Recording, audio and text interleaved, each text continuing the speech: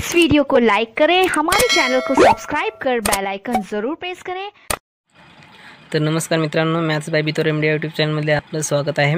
तर आपण आधुनिक आवर्त सारणीमधील मूलद्रव्याचे इलेक्ट्रॉन स्वरूपन हा टॉपिक पाहत आहोत।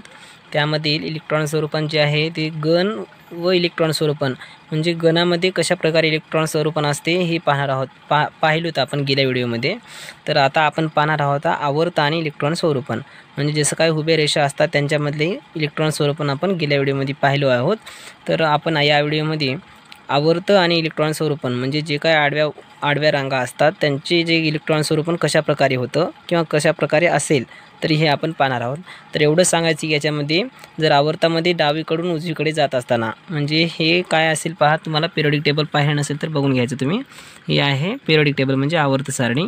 तर या आवर्त सारणीमध्ये पहा जे काही इलेक्ट्रॉन स्वरूपन असेल म्हणजे तुम्हाला संयोजी इलेक्ट्रॉन मी सांगितलेले आहे। संयोजी इलेक्ट्रॉन म्हणजे काय, शेवटच्या कक्षेमधला इलेक्ट्रॉनची संख्या। तर शेवटच्या कक्षेमधल्या इलेक्ट्रॉनची संख्या ही आवर्तामधून आता ही बाजू काय डावी धरल्या तर इकडे काय असेल, उजवी असेल।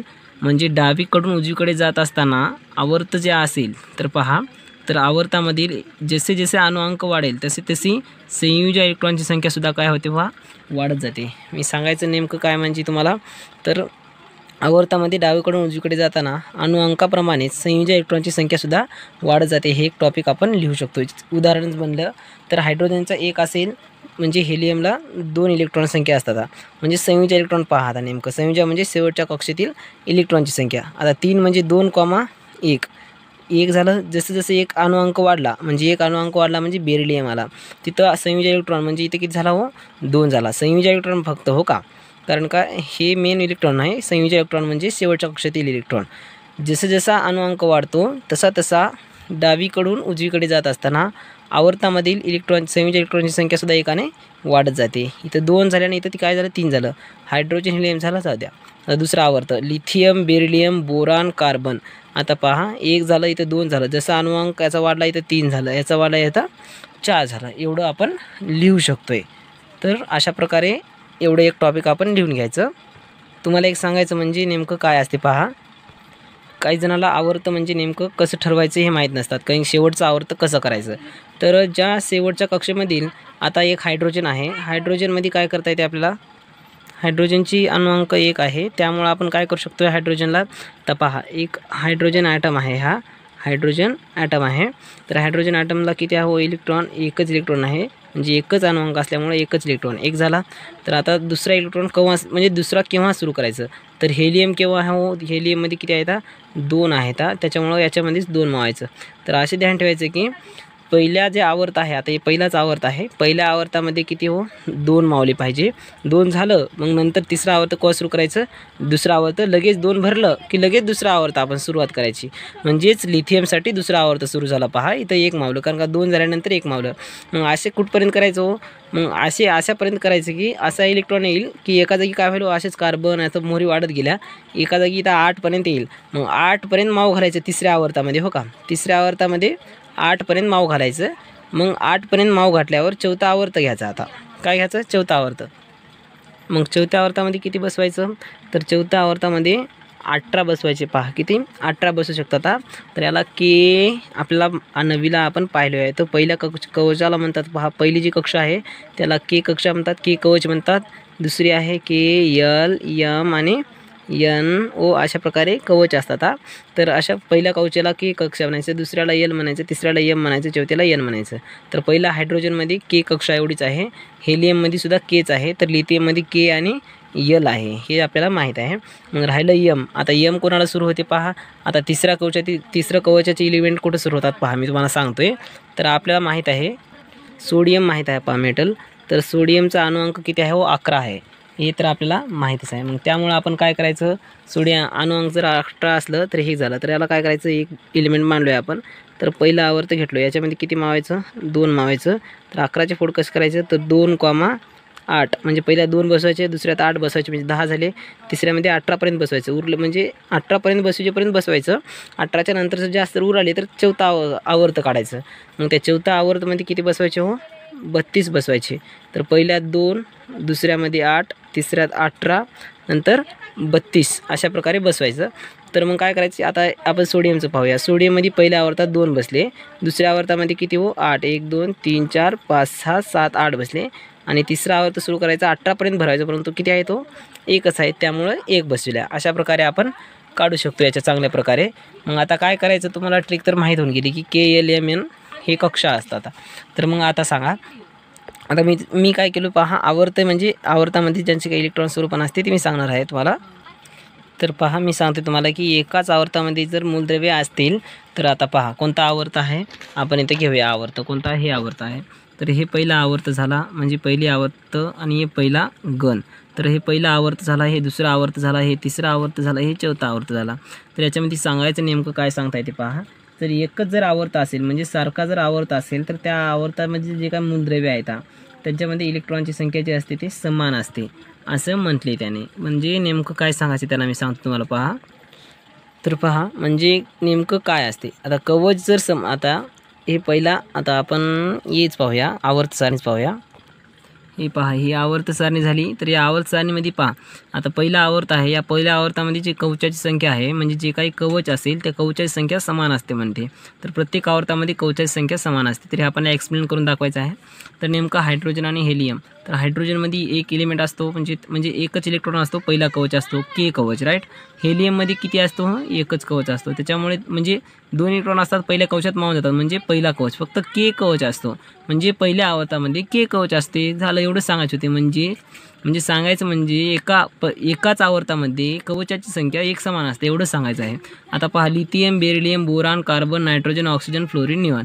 तर लिथियममध्ये किती हो 2,1 म्हणजे तिसरा नंबर असल्यामुळे तर 2,1 म्हणजे 2,1 म्हणजे 2 कवच, एक 2चा म्हणजे के आणि यल, एक म्हणजे जे काही एक असते उरतोय ते यलमध्ये येतोय म्हणजे के यल असते. बेरियममध्ये 4 असते म्हणजे 2,2 म्हणजे दुसरा कवच असते. जसं कार्बन, नायट्रोजन, फ्लोरीन, निऑनसाठी सुद्धा आता इथे किती आहोत 10 आहे. 10 म्हणजे 2,8 म्हणजे पहिल्यात 2 दुसऱ्यात 8 किती आहोत 2च कवच असतात. हा सांगायचा भाग आवडायचा आहे की एकाच आवर्तात असणाऱ्या म्हणजे एकच जर आवर्त असेल तर एकाच आवर्तात असणाऱ्या मूलद्रव्यामधील इलेक्ट्रॉनची संख्या काय असते म्हणजे इलेक्ट्रॉन कवचाची संख्या काय असते एक समान असते. म्हणजे कवच इलेक्ट्रॉनचे जे काही कवच असतात ते कवचाची संख्या एक समान असते. अशा प्रकारे चांगल्या प्रकारे आपण लिहू शकतो. एवढं आपण ध्यान ठेवायचं हो का. तुम्हाला मी डिस्क्रिप्शनमध्ये लिंक देईल पहा, त्याच्यामध्ये पाहून तुम्ही काय करायचं, त्या प्रत्येक व्हिडिओच्या डिस्क्रिप्शनमध्ये लिंक असेल त्याच्यामध्ये तुम्हाला हे सर्व नोट्स मिळून जातील. ते तुम्ही चांगल्या प्रकारे लिहून काढल्यावर तर काही बघायची गरज नसते हो का. NTSला सुद्धा नोट्स चांगल्या प्रकारे चालतात. तुम्ही फक्त एवढंच लिहून घ्यायचं पहा, म्हणजे जे काही बाकीचं काहीच भानबतोडं लिहून घ्यायचं नाही, फक्त मी समजून घ्यायचं, फक्त पाठांतरण काहीच करायचं नाही, फक्त समजून घ्यायचं तुम्ही. मग याच्यावरूनच आपल्याला समजते की पहिल्या एवढंच ध्यान ठेवायचं की एका आवर्तामध्ये जे काय पहिला आवर्त असेल तर त्या पहिल्या आवर्तामध्ये इलेक्ट्रॉनची जी काही कवच असतात इलेक्ट्रॉन कवच, त्या इलेक्ट्रॉन कवचाची संख्या काय असते एक समान असते. एकच इलेक्ट्रॉन कवच असेल तर एकच असेल, दुसऱ्या आवर्तामध्ये 2 असेल तर 2च असेल, तिसऱ्या आवर्तामध्ये 3 असेल तर 3 असेल किंवा तिसऱ्या आवर्तामध्ये 4 राहू शकेल, म्हणजे किती असेल. परंतु एका आवर्तामध्ये इलेक्ट्रॉन जे काही कवच असतील त्या कवचाची संख्या किती असते समान असते. एवढंच म्हणायचं आहे, दुसरं काहीच नाही. फक्त एवढं तुम्ही एवढंच ध्यान ठेवायचं हो का. बस झालं मग आपल्याला. तर तुम्हाला इथं काय प्रश्न दिलेले आहेत पहा पुस्तकामध्ये. KLM या इलेक्ट्रॉन कवचासाठी Nच्या किमती काय आहेत. तर Nच्या किमती काय आहेत इथं आणि त्याच्यासाठी असं मी विचारले आणि इथंच तक्ता दिले, याच्यामध्ये यांचे सर्वांचे उत्तर आहेत पहा. तर KLMN साठी Nच्या किमती K साठी 1 असेल, L साठी 2 असेल, M साठी 3 असेल, N साठी 4 असेल. म्हणजे नेमकं N म्हणजे काय तर कितवा कवच. N साठी म्हणजे कितवा कवच. तर हे पहिला कवच, हे दुसरा कवच, हे तिसरा कवच, असं आपण सांगायचं KLMN. म्हणजे यांच्या किमती किती असेल सांगूया आपण इथं बघून सांगू शकतोय, किंवा आपल्याला माहिती एक पहिला दुसरा के पासून सुरू करायचं आपण. आणि दुसरा प्रश्न आहे पहा, एका इलेक्ट्रॉन कवचात जास्तीत जास्त किती इलेक्ट्रॉन समावता येतील. तर पहा एका इलेक्ट्रॉन कवचामध्ये जास्तीत जास्त किती इलेक्ट्रॉन समावता येतात. तर आपल्याला सांगता येते की एका इलेक्ट्रॉनमध्ये आपण आत्ताच सांगितलं आहे की पहिल्यामध्ये 2 समावता येतात, दुसऱ्यामध्ये 8, तिसऱ्यात 18 आणि चौथ्यात 32 अशा प्रकारे आपल्याला समावता येतात. एवढं सांगता येते. आणि त्याचे सूत्र लिहा, म्हणजे सूत्र हेच आहे की 2Nचा वर्ग म्हणजे 2 गुणिले N म्हणजे काय हो जितका कवच आहे तितका. तर आपण आता M साठी घेऊया. तर M मध्ये किती असतात म्हणून सांगलं तर किती 2Nचा वर्ग हे सूत्र आहे. तर 2 गुणिले Nचा वर्ग म्हणजे M किती नंबरचं 3 नंबरचा आहे, म्हणजे 3चा वर्ग 9. तर 9 दोन्ही किती होतात 18. हे झालं याचं सूत्र. 2Nचा वर्ग हे याच्या प्रकारे सूत्र आपल्याला सांगता येते. हे सूत्र लिहा म्हणजे हे सूत्र लिहायचं KL व M या कवचाची जास्तीत जास्त इलेक्ट्रॉन धारकता किती ते काढा म्हटले आहे. तर पहा KLMN म्हणजे जास्तीत जास्त किती इलेक्ट्रॉन धारकता असू शकतो ते हेच होय. पहा सूत्र आणि एक काढणं म्हणजे एकच होय. तर Kची जास्तीत जास्त आहे 2, Lची जास्तीत जास्त आहे ती 8, Mची आहे जास्तीत जास्त 18 आणि Nची आहे जास्तीत जास्त 32. एवढंच आपण सांगायचं. पहा तर मग आता नेक्स्ट पाहूया आपण. परंतु आपण जे आता इथं मोहरी काही थोडे आठवा दिले त्याच्यानंतर खाली जे काही माहिती दिली ते आपण काय पाहायचं नाही. पहा कारण काय हे 12वीला सायन्समध्ये खूप डिटेलमध्ये आहे केमिस्ट्रीमध्ये. तर आपण ते नंतर आपण पाहू शकतो आहे. म्हणजे आता काही 10वीला त्याची गरज नाही कारण खूप डिटेलमध्ये आहे. पुरा अख्खा एक धडाच आहे. पहा या पिरियडिक टेबलवर. पिरियडिक टेबल तर जाऊ द्या, प्रत्येक टप्प्यावर म्हणजे एकेका खंडावर एक धडा आहे. पहा तर आपण नंतर सायन्सला गेल्यावर पाहू शकतो आहे. खूप मजा येते सायन्स घेतल्यावर. तर बघूया आपण नंतर. तर पहा नेक्स्ट टॉपिक आहे आपला आधुनिक आवर्त सारणीतील आवर्ती कल. म्हणजे नेमकं काय तर आधुनिक आवर्त सारणीतील आवर्त कल म्हणजे periodic trends in modern periodic table. तर मॉडर्न पिरियडिक टेबलमध्ये जे काय पिरियडिक ट्रेंड्स असेल म्हणजे आवर्ती कल असेल म्हणजे काय काय बदल होत असतील तर आपण हे बदल पाहणार आहोत. म्हणजे आवर्त सारणीमध्ये जे काही बदल होणार असेल म्हणजे कुठं कुठं बदल होणार असेल ते बदल आपण पाहणार आहोत. म्हणजे नेमकं काय सांगायचं आपल्याला हे आहे आपलं पिरियडिक टेबल. तर पहा मी काहीतरी काढतो कसं तर अशा प्रकारे जे असेल ते आपलं काय असेल पिरियडिक टेबल असेल. तर नेमकं सरळ पाहायचं आपण. तर काय असेल हे पिरियडिक टेबल असेल. तर त्या पिरियडिक टेबलमध्ये जे काय आधुनिक आवर्त म्हणजे पिरियडिक टेबल म्हणण्यापेक्षा आपण मराठीत सोपे सांगूया आधुनिक आवर्त सारणी. त्या आधुनिक आवर्त सारणीमध्ये एखादे गण घेऊया. कोणतं बी आता इथं गण असतात राईट. असे हे आवर्त असतात आणि हे गण असतात. तर हे काय झालं हो आवर्त. एखादा गण घ्यायचं. पहा आपण कोणता तरी एक गण घेऊन पाहूया किंवा एखादा आवर्त घेऊन पाहूया. या गणामध्ये किंवा एखाद्या आवर्तामध्ये काही म्हणजे जर तुलना जर केलं आपण प्रत्येक गणाची. आता एखादा गण हे गण आणि हे गण ह्या दोन्ही गणामध्ये जर आपण जर तुलना जर केलो आहे किंवा या आवर्तात आणि या आवर्तात जर थोडीफार जर तुलना जर केलो आहे आपण तर जर त्या तुलनामध्ये काय होते पहा काही ना काही बदल घडून येतात. म्हणजे काही ना काही बदल दिसू शकतात आपल्याला. या गणात काही तर बदल असतील तर याच्यामध्ये वेगळेच असतील. म्हणजे याच्यासारखे याचे नसतील, याच्यासारखे याचे नसतील किंवा या आवर्तासारखे या आवर्तात नसतील, या आवर्तासारखे या आवर्तात नसतील. म्हणजे सांगण्याचा अर्थ असा आहे की आधुनिक आवर्त सारणीमध्ये एखादं जर गण जर घेतलो आहे आपण किंवा एखादा आवर्त घेतलो आहे त्याचे जर मूलद्रव्यांचे जर जे गुणधर्म जे असतील त्या मूलद्रव्याच्या गुणधर्माशी जर आपण जर तुलना जर केलो आहे तर त्या तुलनामधील काही बदल घडून येतात. पहा तर त्या बदलामधील काही तर नियमितता दिसून येते.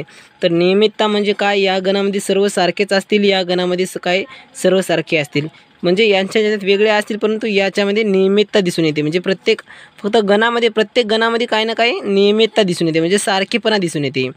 म्हणजे याचा किंवा एखाद्या आवर्तामध्ये हे जो आवर्त आहे या आवर्तामध्ये काय ना काय तर सारखेपणा दिसून येते. तर यालाच काय म्हणायचं पहा आधुनिक आवर्त सारणीतील आवर्ती कल असे म्हणतात. म्हणजे नेमकं सांगायचं म्हणजे आवर्ती कल म्हणजे काय हो कल म्हणजे बदल, दुसरं काहीच नाही. तर आता लिहायचं काय आणि सांगायचं काय सोपी आयडिया सांगतो मी तुम्हाला. तर आपण ध्यानात ठेवायचं फक्त पाठ करायचं नाही. काय ध्यानात ठेवायचं की आधुनिक आवर्त सारणीमधील कोणत्याही एखाद्या गणामध्ये किंवा एखाद्या आवर्तामध्ये काय एक म्हणजे त्यांची गुणधर्माशी मूलद्रव्यांच्या गुणधर्माशी तुलना केली असता त्यांच्यामध्ये कोणती तरी किंवा त्यांच्यामध्ये नियमितता दिसून येते. यालाच आधुनिक आवर्त सारणीतील आवर्ती कल असे म्हणतात. एवढं प्रकारे आपण छान प्रकारे लिहून टाकू शकतोय. पहा तर काय आहे आधुनिक आवर्त सारणीमधील कोणत्याही एखाद्या आवर्तातील किंवा गणामधील मूलद्रव्यांच्या गुणधर्माशी जर तुलना जर केली असता त्यांच्यातील बदलामधील नियमितता दिसून येते. यालाच काय म्हणू शकतोय आपण आधुनिक आवर्त सारणीतील आवर्ती कल असे म्हणतोय. एवढंच लिहायचं. पहा दुसरं आपला काही लिहायचं नाही. तर आधुनिक आवर्त सारणीतील आवर्ती कल काय आहे तेवढंच लिहू शकतोय आपण. तर या इत्यामध्ये आपण एवढंच शिकू. परंतु आपण जर नंतर 12वीला जर गेलो तर तिथं आपल्याला खूप काही शिकण्यासारखं आहे. म्हणजे याच्यानंतरचं आवर्ती कलमध्ये म्हणजे जे काय पिरियडिक ट्रेंड्स असेल ते ट्रेंड्स कशाप्रकारे बदलत जातात आणि काय काय नेमकं गुणधर्मात बदल काय होते हे सायन्समध्ये आहे आपल्याला 11-12वीला.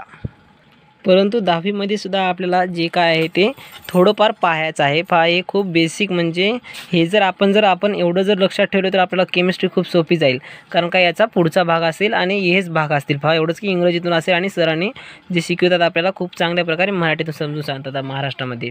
तर आपल्याला काय करायचं, हे आपल्याला परफेक्ट करून घेता आलं पाहिजे, तरच आपल्याला नंतरचं आपल्याला खूप इझी जाईल.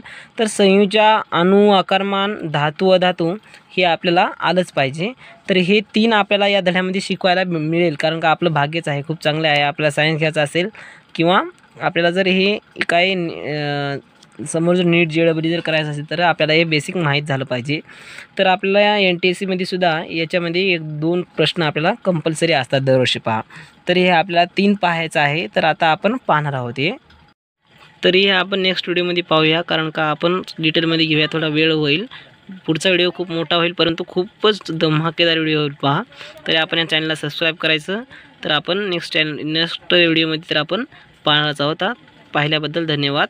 तर आणि लिंक दुसऱ्यांना शेअर करा, कारण काय याचा दुसऱ्यांना फायदा होईल. कृपया माझ्या चॅनलला सबस्क्राईब करा.